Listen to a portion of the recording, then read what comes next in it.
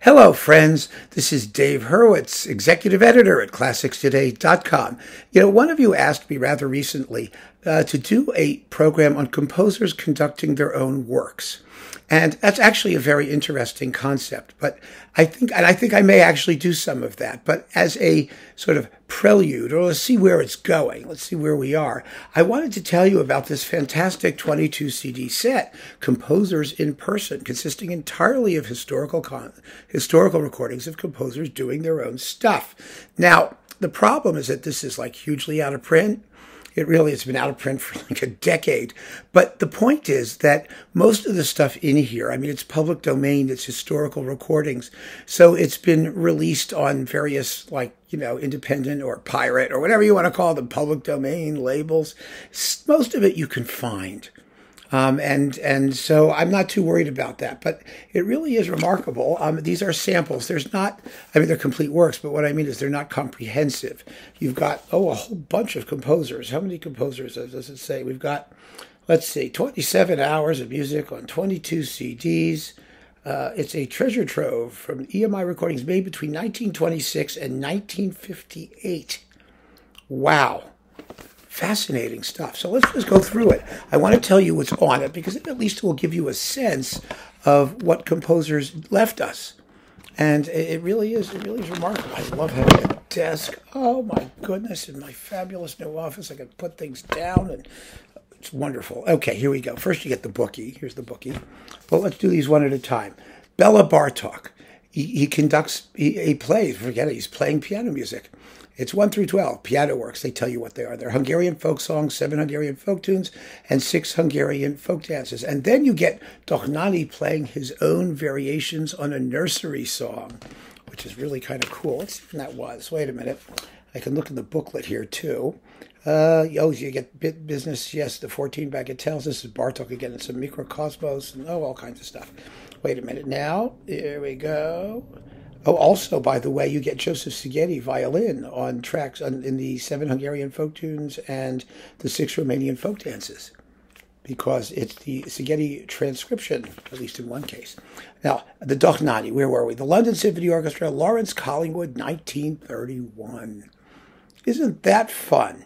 In fact, I think I'll stick with the booklet, because that way I don't have to, I can give you dates, which I think was very interesting. Next is Hindemith.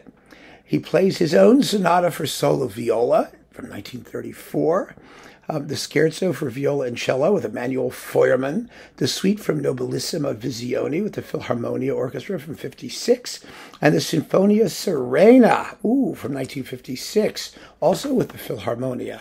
And compact disc 3 is also Hindemith, his string trio with Simon Goldberg, Hindemith, and Feuermann, and the clarinet concerto with Louis Kohuzak or something like that with the Philharmonia, and the horn concerto with Dennis Brain, and the concert music for strings and brass with the Philharmonia.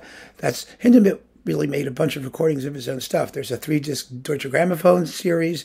There were some other, miscellaneous recordings, and then there's the EMI stuff. He was not a particularly good conductor. He was a rather stiff, unyielding, kind of clunky conductor, even in his own music. But it's what they say, it's interesting to have. And some of these things are quite famous. The horn concerto with Dennis Brain, that's a classic. So, because it has Dennis Brain, not because the horn concerto is particularly interesting. But there you go, two discs of Hindemith. Then we've got Khachaturian, who also did a lot of his own conducting of stuff.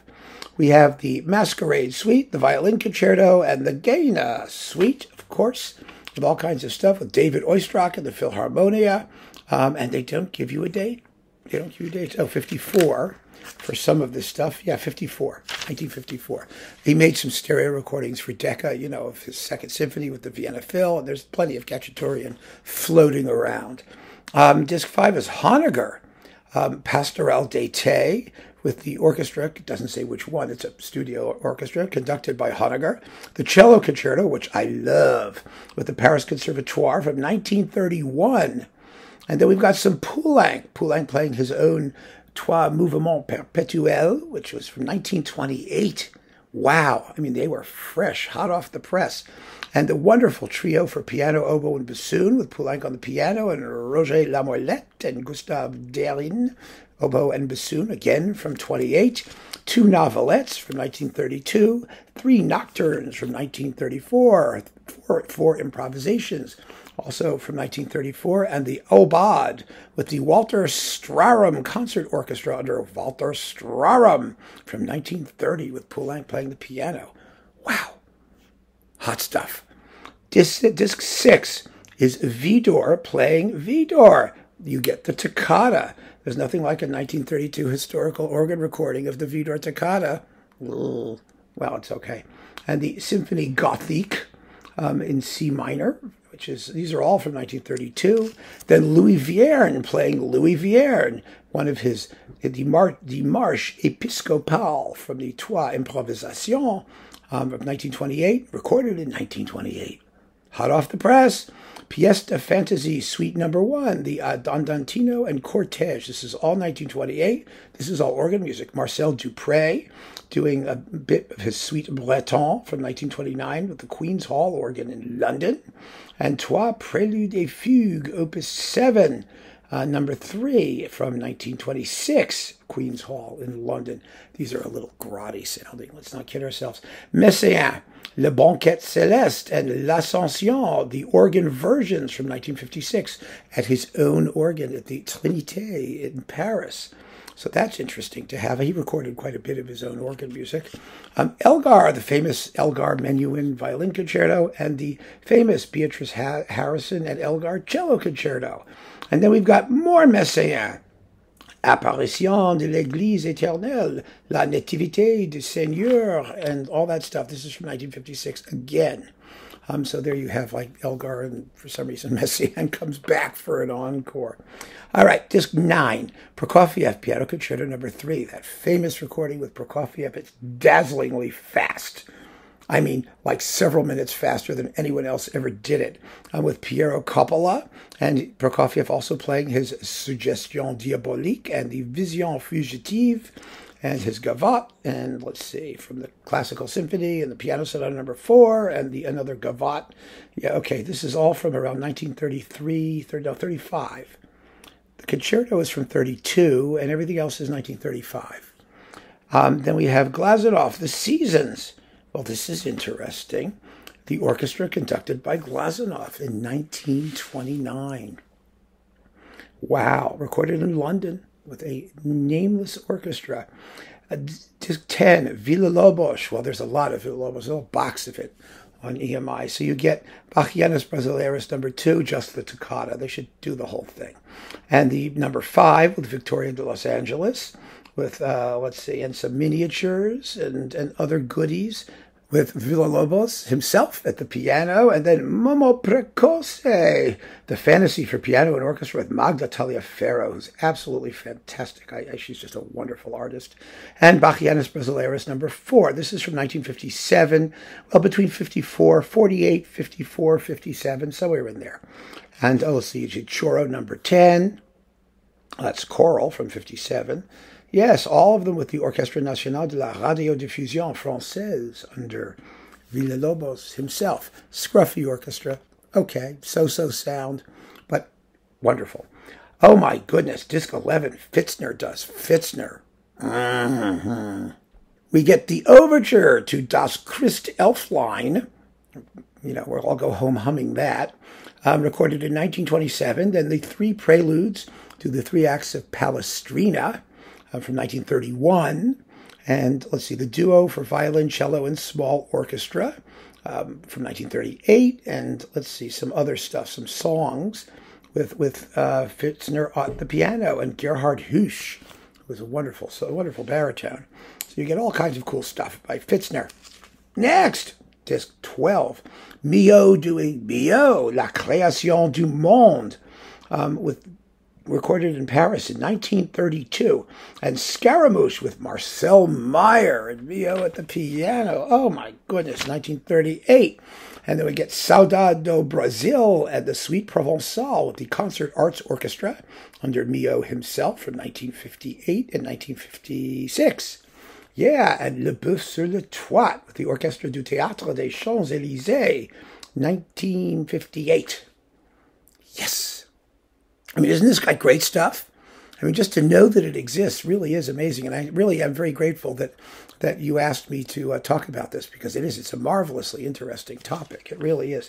And then we've got Poulenc again, Le Bestiaire, and Chanson Gaillarde, and Tel Jour, Telle Nuit, one of the great song cycles of the 20th century, just a fabulous piece. Deux poèmes de Guillaume Apollinaire, only number 1, Dans le Jardin d'Anna, The Métamorphose, poems de Louis de Villemorin, Deux poèmes de Louis Aragon, and Louis, I guess, not Louis, but Louis, whatever.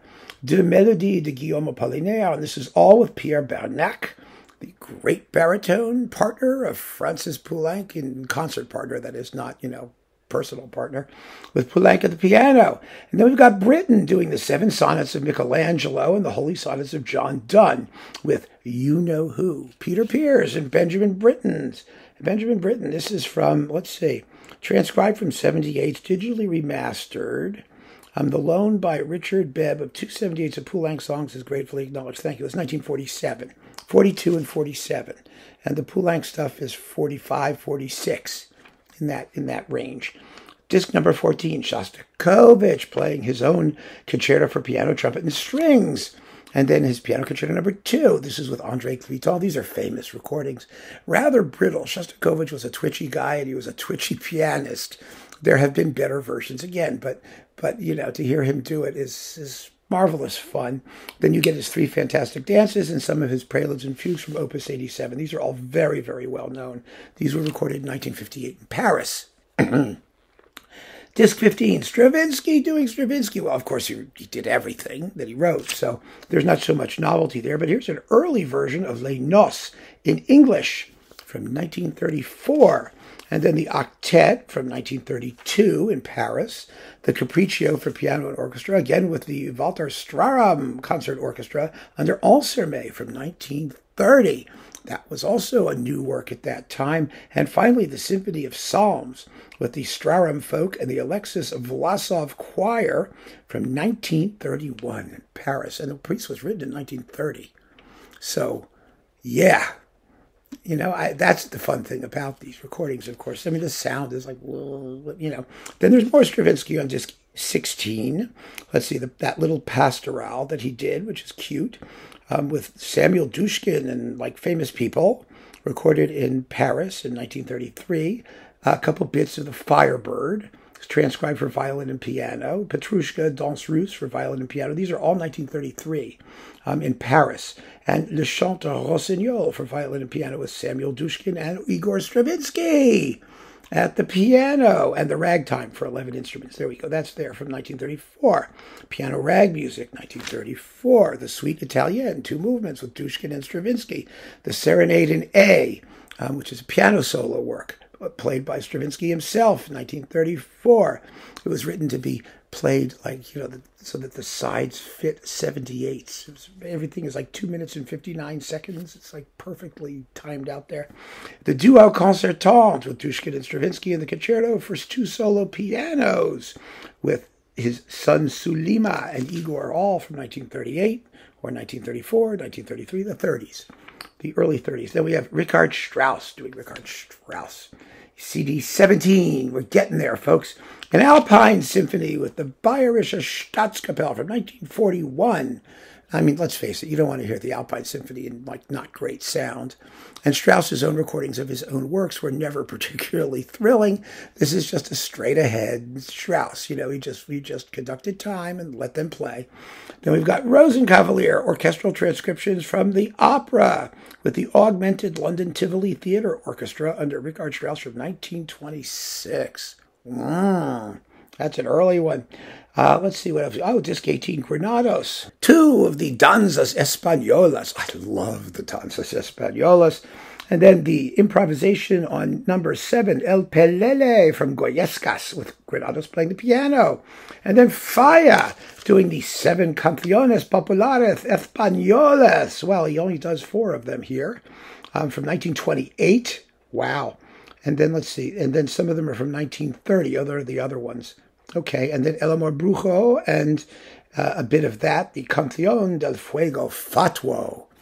Lo mismo fuego, fuego y yo seguiré. You know, that one. And the Sonata a Cordoba with Maria Barrientos, soprano, and Manuel de Falla playing the piano. And then the harpsichord concerto. Who's the harpsichordist? Falla, obviously, with the little instrumental ensemble from 1930 in Paris. That was also a new thing.